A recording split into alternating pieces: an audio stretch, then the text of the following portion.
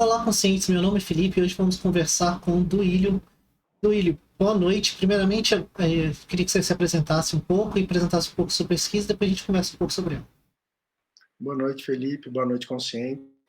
Meu nome é Edu Silva. Eu me formei em Ciências Biológicas na UNEF de Botucatu e dei início à minha iniciação científica, depois passando pelo mestrado, doutorado e o pós-doc, tudo na linha de citogenética de peixes, com enfoque em um elemento do genoma muito intrigante, que são os chamados cromossomos B, que são elementos extras no genoma das espécies de eucariotos e que muito da sua biologia ainda é um enigma. Não é conhecido a função biológica desses elementos, e hoje nós buscamos explorar o conteúdo genético desses elementos, o seu comportamento na meiose, e a sua frequência, o seu modo de transmissão nas populações.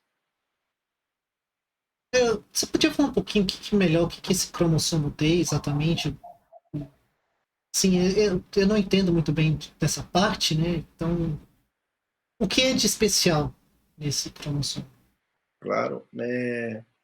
Os cromossomos, desde que se começou a observar cromossomos em células de eucariotos, já se observava alguns cromossomos extras que apareciam nas células. Porém, em alguns casos, esses cromossomos eles acabam desaparecendo, são pequenos fragmentos de outros cromossomos que aparecem nas células, e eles acabam desaparecendo. Porém, em alguns casos, esses fragmentos carregam genes que vão favorecer a sua sobrevivência.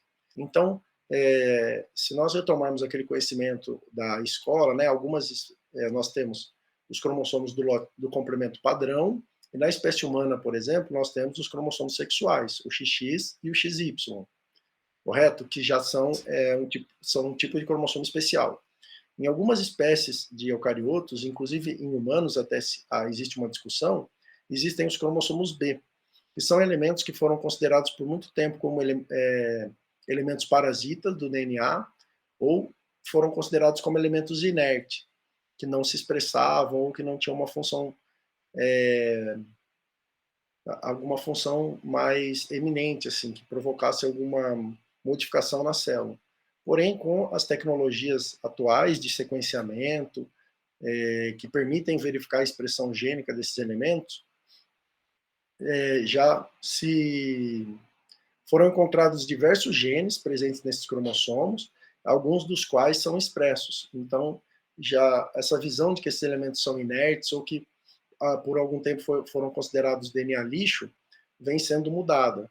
Então, nós já temos, por exemplo, evidências de que esses cromossomos B carregam genes que vão favorecer a própria sobrevivência desse elemento. E por isso eles são chamados também de cromossomos egoístas. A gente sabe que todos os genes, todo o genoma, né, se a gente lembrar, para quem leu lá o Gene Egoísta, do Richard Dawkins, são elementos que tentam aumentar a sua frequência nas populações. Muitas regiões do nosso genoma são regiões egoístas, que tentam se sobressair em relação às outras. E os cromossomos B, eles são um tipo de cromossomo egoísta, que abrigam vários genes para a sua própria sobrevivência. E quais seriam genes que poderiam ajudar um cromossomo desse a sobreviver? Nós sabemos que para um cromossomo ter sucesso, ele precisa passar pela meiose, durante a formação dos gametas, para ser transmitido para a próxima geração. No caso dos cromossomos B, é muito interessante, porque em várias espécies, nós vimos que eles portam genes que favorecem essa passagem pela meiose, como, por exemplo, genes envolvidos com a formação dos microtúbulos, que vão tracionar esses cromossomos para células em formação, genes envolvidos com desenvolvimento gonadal. Então, em alguns casos, os cromossomos B eles conseguem determinar o sexo do indivíduo, tendo então uma função parecida com os cromossomos sexuais ou até se tornando cromossomos sexuais. Em outros casos, o cromossomo B consegue expulsar certos pedaços do genoma para que ele se sobressaia. Então, nós estamos vendo que esses cromossomos, eles até foi publicado um artigo onde fala que eles são cromossomos muito bem equipados, elementos egoístas muito bem equipados, porque eles têm genes que favorecem a própria sobrevivência. E uma coisa que eu acho muito interessante é que, não sei se todo mundo vai lembrar, mas que todo cromossomo precisa do seu parzinho durante a meiose para que ele passe pelos pontos de checagem da meiose e essa célula tenha uma meiose normal, que todo o processo ocorra normalmente. Em alguns casos, o cromossomo B ele está sozinho dentro da célula, então ele não tem o seu par. Nós temos lá todos os cromossomos duplicados, um que veio da mãe e um que veio do pai, e o cromossomo B, às vezes, que veio só da mãe. E aí, como que ele consegue passar pela meiose? É muito interessante. Eles são, em alguns casos, eles são isocromossomos. Então, eles têm os dois braços idênticos. E aí ele se pareia, ele se autopareia. E com isso ele consegue passar os pontos de checagem da meiose e se acumular nas gerações seguintes. Isso é chamado de drive. Drive é um mecanismo que se nomeia para qualquer parte do genoma que se transmite acima das leis mendelianas, que seria uma transmissão de 50%. Então, seja para um gene, um centrômero ou um cromossomo, se ele se transmite acima de 50%, ele tem drive. E os cromossomos B, na maioria dos casos, eles têm esse drive e conseguem se acumular nas populações, reforçando, então, a sua característica de elemento egoísta do genoma. Assim, deixa eu só ver se eu entendi mais ou menos. Vamos pegar, eu acho que a situação humana, que eu acho que eu tenho talvez o maior conhecimento. Se eu não me engano, os seres humanos têm 23 pares de cromossomos, ou 46 cromossomos. Então, o cromossomo D seria a gente ter o 47º, ter mais um cromossomo, e ele pode, e ele na meiose, ele meio que ele mesmo consegue se separar, digamos assim, né? Ele mesmo se autopareia para ser transmitido para outras gerações. Então, assim, esse cromossomo D poderia ser talvez uma evidência de evolução, de você conseguir rastrear antepassados, alguma coisa nesse sentido? Ou eu estou viajando muito? Não, está correto o raciocínio. Só um porém, é que na espécie humana ainda se discute se os elementos extras que são observados são de fato cromossomos B ou não. Porque nós temos, por exemplo, as aneuploidias. No caso da trissomia do 21, da síndrome de Down, nós temos um cromossomo a mais, mas não se trata de um cromossomo B. Para ser um cromossomo B, ele tem que ter algumas características específicas. Então, na espécie humana, nós temos alguns pequenos cromossomos marcadores, que seria a tradução em inglês, né? Cromossomos supranumerários marcadores pequenos. Então, ainda se discute se eles são cromossomos B ou não. Porém, para outras espécies, como peixes, plantas, gafanhotos, nós temos os cromossomos B já bem caracterizados, com todas as características que indicam que é um cromossomo B. Mas você tem razão. Num trabalho que eu publiquei esse ano, nós mostramos que um cromossomo B de 4 espécies de peixe, de lambari, 4 espécies de lambari, ele se originou em um ancestral comum. Então, nós rastreamos, como você falou, a origem desse cromossomo B, desses cromossomos B. Ele já tem alguma diferença nas 4 espécies, mas como o conteúdo genético desses elementos nas 4 espécies é muito parecido, através de cálculos estatísticos, nós conseguimos mostrar que seria muito pouco provável que eles tenham se originado independentemente em cada espécie. Então, a maior probabilidade é de que ele tenha se originado em uma espécie ancestral e que ele suportou todos os episódios de especiação que gerou cada uma das espécies, e assim ele foi se modificando no âmbito de cada espécie. Então, os cromossomos B, eles são muito intrigantes por isso, porque ainda não se sabe de uma função específica para esses elementos. Nós sabemos que em plantas, por exemplo, eles podem reduzir o fitness dos indivíduos que portam muitos cromossomos B, porque, pensa comigo, eles são uma carga adicional para a célula. Então, durante a divisão, se a planta tem, por exemplo, um cromossomo B, já é uma carga adicional. Porém, são encontrados até em plantas, em centeio, 6 cromossomos B por célula.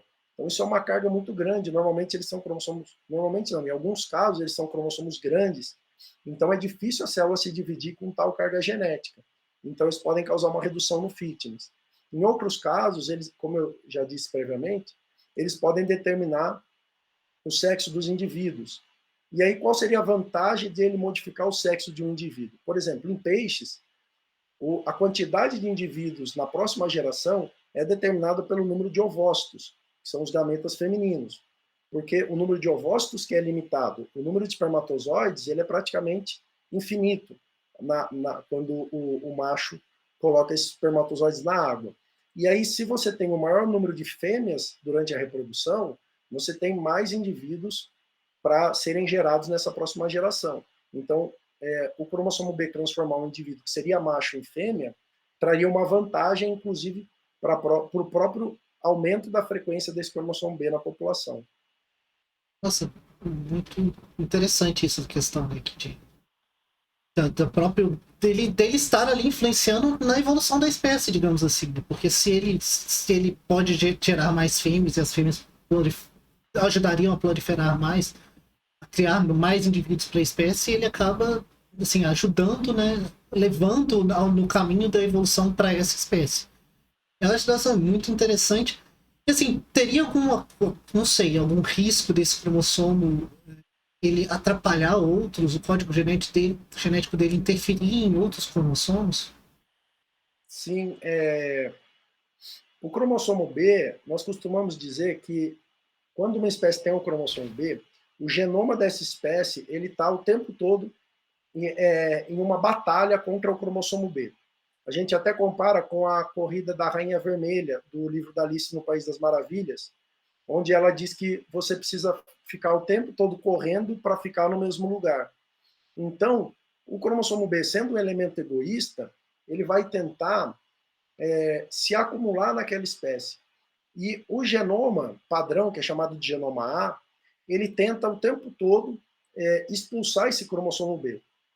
E o cromossomo B, com os genes que ele porta, ele tenta manipular o genoma A para que ele consiga aumentar de frequência. Então, o que acontece é um ciclo do cromossomo B. O cromossomo B surge, e aí ele adquire genes que favorecem a sua sobrevivência, ele começa a aumentar a frequência na população, o genoma A começa a combater esse cromossomo. Como? Causando, por exemplo, a morte de células que têm o cromossomo B. E o cromossomo B tenta fazer, por exemplo, genes da apoptose, que é a morte celular. O cromossomo B expressa genes que regulam a apoptose, não deixando a célula morrer, para que ele consiga sobreviver.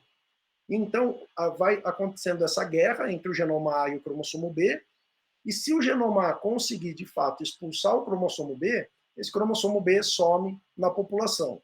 Porém, o cromossomo B ele é altamente mutável, porque como ele não tem o seu par, ele consegue ter mudanças aleatórias.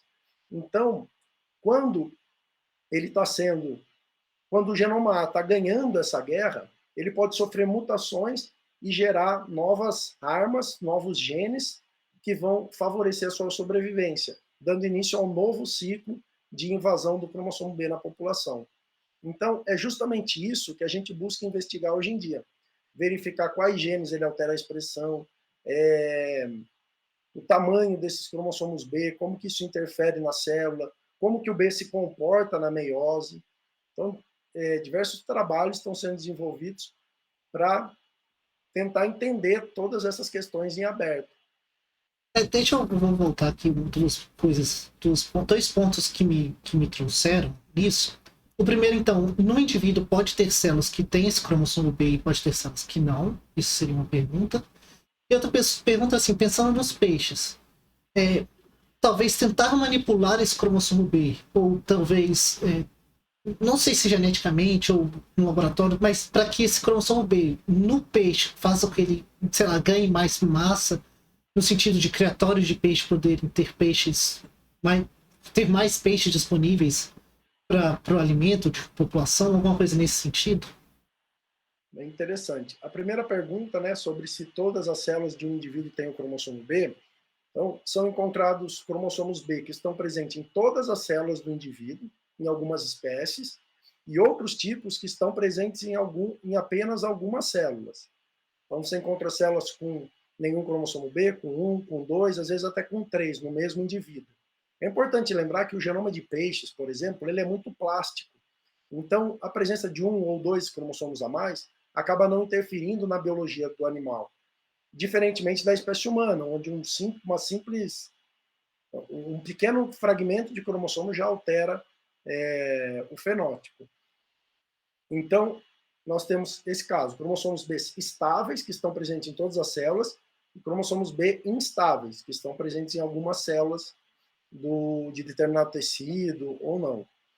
Agora, quanto a outra pergunta, manipular esse cromossomo para ter alguma característica favorável comercialmente. Existe um artigo que explora essa possibilidade, mas ainda não tem nada de concreto feito em relação a isso. Eles pensariam em incluir alguns genes nesse cromossomo B por alguns motivos.